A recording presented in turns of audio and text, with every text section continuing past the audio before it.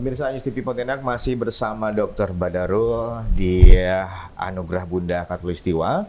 Hari ini kita berbicara tentang banyak hal yang banyak sekali rumor yang beredar di sosial media, terutama di masyarakat, di kalangan ibu-ibu, di grup-grup WhatsApp dan lain-lainnya seputar vaksin hoax yang mesti kita luruskan.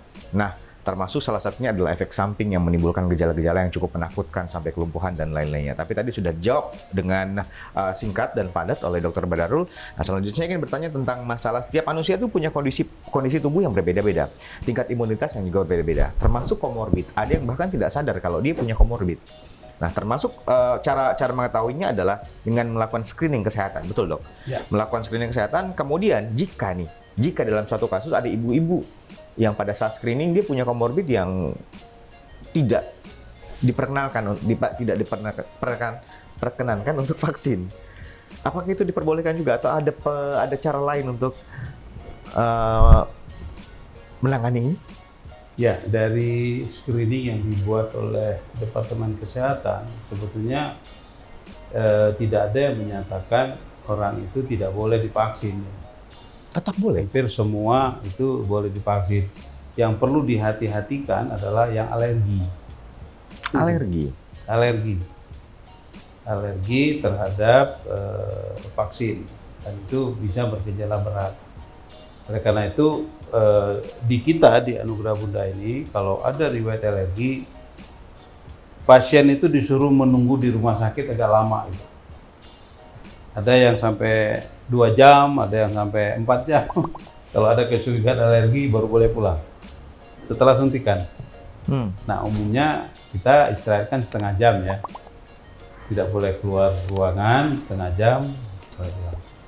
Tetapi sudah beberapa periode kita di rumah sakit ini melakukan sebulan 2 kali ya. Sekarang tanggal 1 dan tanggal 15. Itu belum kita dapatkan lah yang alergi berat, belum ada. Alhamdulillah. Alhamdulillah belum ada. Oleh karena itu saya menganggap vaksinasi ini aman sekali sebetulnya. Tidak perlu ditakutin. Untuk efek sampingnya ya.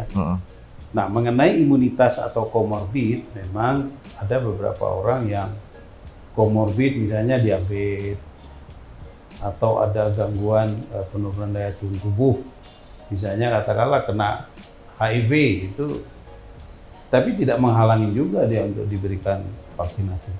Sekali lagi, ini adalah situasi pandemi. Semua orang jadi panik ketemu virus ini.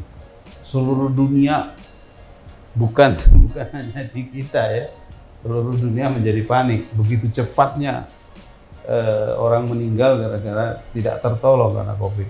Begitu saturasi turun, udah. Kita sudah merasakan oksigen nggak ada waktu itu. Apa yang bisa kita kerjain?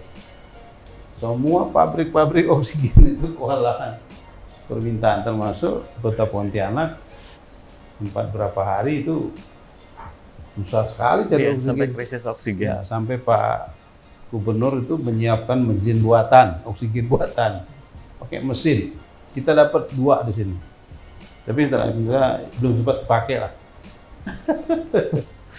Ya, kita berharap mudah-mudahan kondisi ini bisa segera normal dok ya. Ini sudah berapa bulan saya lihat tidak dapat lagi kita pasien-pasien itu. Oh, sudah tidak ada dapat informasi? Tidak ada, makanya ruangan-ruangan kita sekarang sudah tidak lagi merawat pasien COVID karena kasusnya sudah jauh sekali turun. Jadi kalaupun ada beberapa yang dicurigai COVID, kita rujuk ke rumah sakit yang masih merawat pasien COVID. Oke, dok, di masa pandemi dari mulai 2019 akhir sampai dengan 2021 sekarang, penanganan soal pasien kan tentunya treatmentnya berbeda-beda tuh. Terutama sebelum pandemi, waktu setelah pandemi harus screening dulu dan lain-lainnya. Apa yang dokter rasakan? Perbedaan seperti apa yang paling terasa setelah adanya pandemi dan juga sebelum pandemi? Ya, di rumah sakit kita ini membuat satu kebijakan untuk kasus-kasus yang harus dirawat di rumah sakit. Kita masih melakukan pemeriksaan swab antigen supaya jangan perawat, pengunjung harus lebih hati-hati pada yang positif. Untuk kasus tindakan medik harus ada perlu operasi darurat, kami masih membuat kebijakan harus melakukan PCR. PCR test ya, artinya real time PCR. Sedangkan yang untuk pasien lain, katakanlah yang dicurigain, pasien rawat jalan ada dicurigai, kita lakukan swab antigen. Begitu dia positif, kita anjurkan untuk melakukan PCR. Oke, itu yang Itu yang bedanya. Kalau dulu tidak ada. semuanya PCR. Semuanya sekarang di tahun 2021 sudah mulai agak sedikit longgar. Dilonggarkan. Nah, menurut dokter sendiri, ada nggak sih sebagai dokter yang sudah puluhan tahun, sudah hampir 40 tahun berada di dunia ini, kira-kira melihat kondisi yang seperti ini, sampai kapan ini akan seperti ini?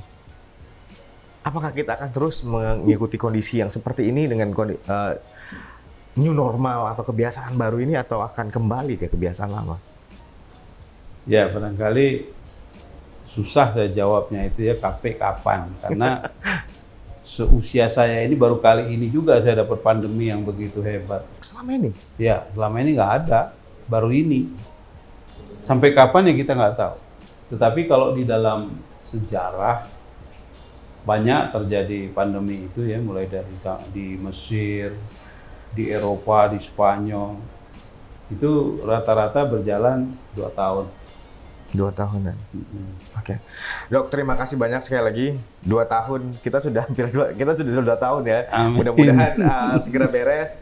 Dokter bisa kembali beraktivitas seperti biasa. Kita awam juga bisa kembali beraktivitas seperti biasa tanpa harus takut terkena COVID. Pun kalau terkena sudah bisa ditangani dengan baik nanti oleh tenaga medis, insya Allah ya. Dan pemirsa, kita sudah hampir di penghujung acara. Nanti kita akan tanya lebih lanjut tentang apa sih harapan dan juga mungkin hal-hal baik yang ingin disampaikan oleh dokter. Nanti akan kita tanya setelah pesan-pesan yang berikut ini. Jangan kemana-mana, tetap di Gali Talk Show.